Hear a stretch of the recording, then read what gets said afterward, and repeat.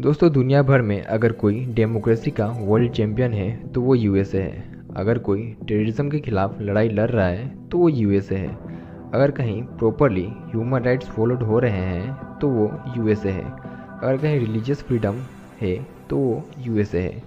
USA the great perfect country. आपको भी यही लगता होगा, तभी तो यूएस ह्यूमन राइट्स इशू पर, डेमोक्रेसी पर, रिलीजियस फ्रीडम पर और टेररिज्म पर सारी रिपोर्ट जारी करता है और दुनिया भर की कंट्रीज को लेक्चर देता है। भले ही यूएसए में स्थिति कैसी भी हो, लेकिन ये दुनिया को ज्ञान देने में पीछे नहीं हटते।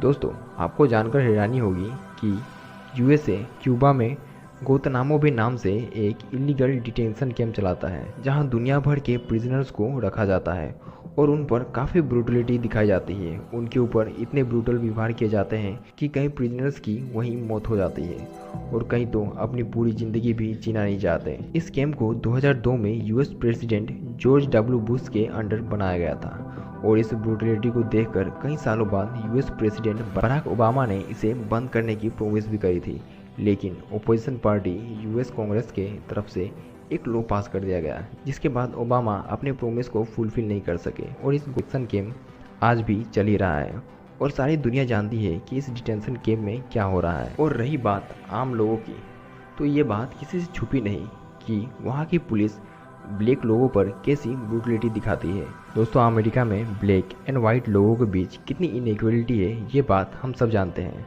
और वहीं अपने आप को डेमोक्रेसी का वर्ल्ड चैंपियन बताने वाला यूएसए पूरी दुनिया में डेमोक्रेसी को प्रमोट तो करता है, लेकिन वहीं दूसरी तरफ middle east and Latin America में ऐसी गवर्नमेंट को सपोर्ट करता है जहां डेमोक्रेसी बस नाम के लिए है और उन देशों द्वारा ह्यूमन राइट्स का भी उल्लंघन किया जाता है। दोस्तों, अमेरिका की नीति रही है कि अगर कोई देश में किसी गवर्नमेंट उनकी बात ना सुने तो उस देश की गवर्नमेंट को ही तख्ता पलट कर चेंज कर दिया जाए, चाहे वो उस देश की ओपोजिशन पार्टी को फंडिंग देकर हो या फिर रूलिंग गवर्नमेंट के खिलाफ फेक न्यूज़ फैलाकर पब्लिक में एक पैनिक फैलाकर उस देश की गवर्नमेंट को ही चेंज कर दे। और वहीं यूएसए बाकी सभी कंट्रीज को ये सभी चीज़ें ना करने की सलाह देता है। हम सब जानते हैं कि प्रेजेंटली अगर यूएस गवर्नमेंट को कोई टक्कर दे सकता है तो वहाँ की ओपोजिशन पार्टी के लीडर डोनाल्ड ट्रंप है, लेकिन उनको भी बहुत ही जल्द सलाखों के पीछे डाला जा सकता है। डोनाल्ड ट्रंप के बाद वहां पर कोई भी एक मेजर लीडर नहीं है जो कि प्रेजेंट यूएस गवर्नमेंट को टक्कर दे सके। और हाल ही में जिस प्रकार राहुल गांधी के केस में यूएस की तरफ से जो प्रतिक्रिया आई थी, यूएस ऑब्जर्व कर रहा है इंडिया में राहुल गांधी के केस को, ठीक उसी तरह इंडिया की तरफ से ही ऐसी ही प्रतिक्रिया दी गई कि हम भी यानी इंडिया ऑब्जर्व कर रहा है यूएस में डोनाल्ड ट्रंप के केस को।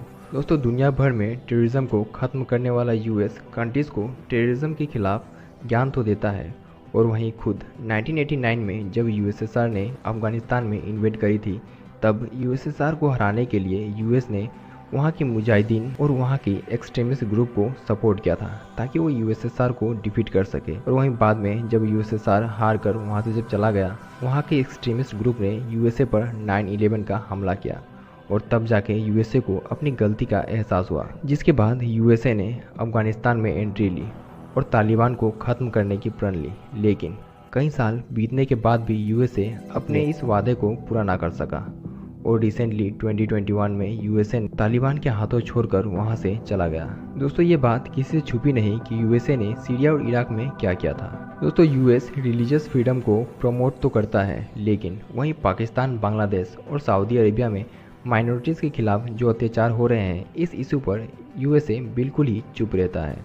यूएसए ने native American tribes and African American को जिस तरीके से जेनोसाइड कर लाखों लोगों को मार दिया, ये बात अब भी किसी से छुपी नहीं और यूएसए आज अपने इन काले धब्बों को मिटाना चाहता है।